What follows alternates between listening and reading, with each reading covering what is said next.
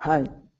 Under SDG 14, which is often spelled out as the goal on oceans, lie 7 targets, which focus on the following: reduction of marine pollution, protection of marine and coastal ecosystems, including the sustainable and economic use of their resources, of aquaculture and tourism, minimization of ocean acidification, regulation of harvesting and elimination of illegal, unreported and unregulated fishing and overfishing, including prohibition of subsidies that contribute to those types of fishing, conservation of coastal and marine areas, development of scientific research and knowledge together with marine technology,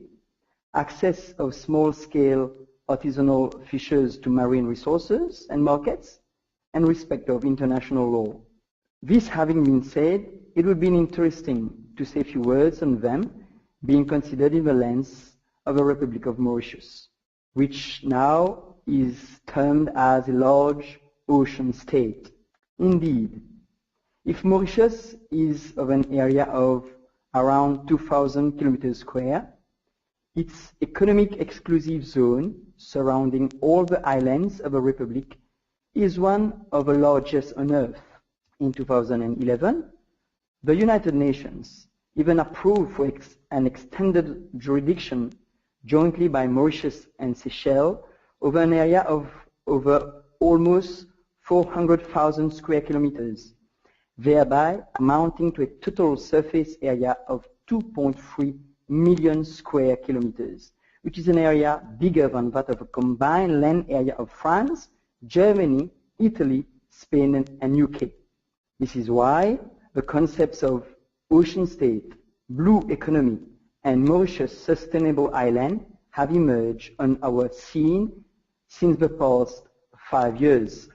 Henceforth, Mauritius has taken measures to achieve its goal with various projects to be implemented by or in partnership with the Ministry of Ocean Economy, Marine Resources, Fisheries, Shipping, and other outer islands.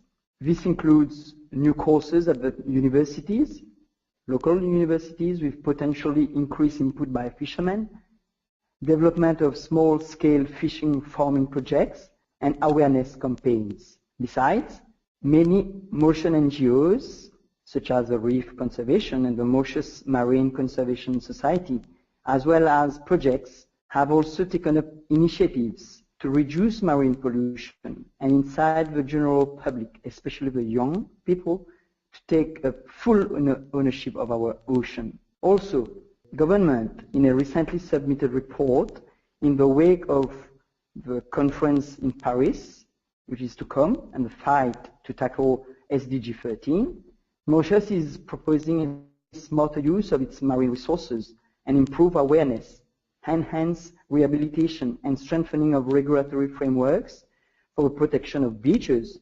dunes, and vegetation.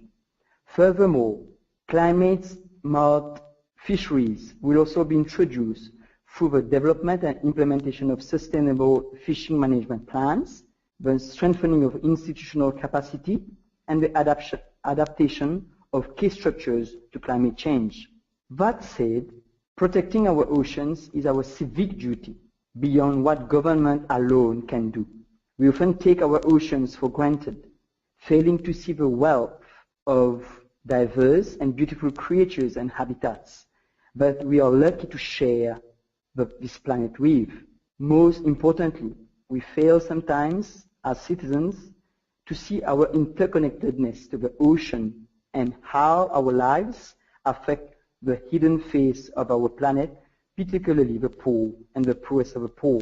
For instance, as consumers, we fail to realize the impact of what we are consuming, whether the fish we eat comes from sustainable sources, whether the microbes in our face wash will flow down the drain and clog the marine environment, as well as the plastic packaging that we use. Now, let me turn to SDG 15, which spells as follows: protect, restore, and promote sustainable use of terrestrial ecosystems, sustainable manage forests, combat desertification, and halt and reverse land degradation and halt biodiversity loss. Here, 9 targets lie within the goal, and they mainly pertain to the management of all types of forest, restoration of degraded land and soil, including deserts, conservation of mountain ecosystems, reduction of degradation of natural habitat and loss of diversity, sharing of benefits arising from the utilization of genetic resources, reduction, control, or eradication of invasive alien species, integration of ecosystems and biodiversity values into development, and poverty alleviation plans.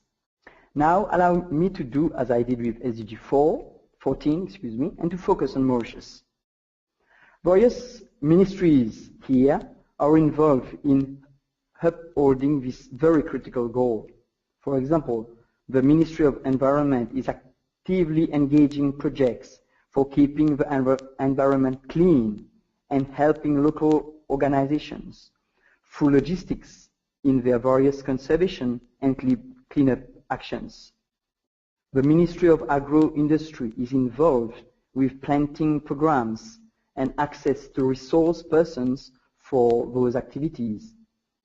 Furthermore, government intends to adapt to climate change by investing in the improvement of the management of marine and terrestrial protected areas and expansion of protected area network, including rehabilitation of wetlands, seagrass, mangrove plantation, increase in tree coverage areas, and coral reef rehabilitation and farming, while adapting to the latter by sustained tree planting programs within the context of, hopefully, a greener, cleaner, and safer initiative.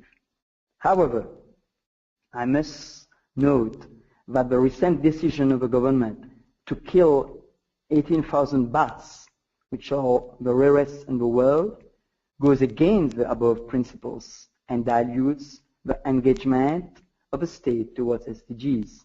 Again, every person can do their bit towards the achievement of its goal.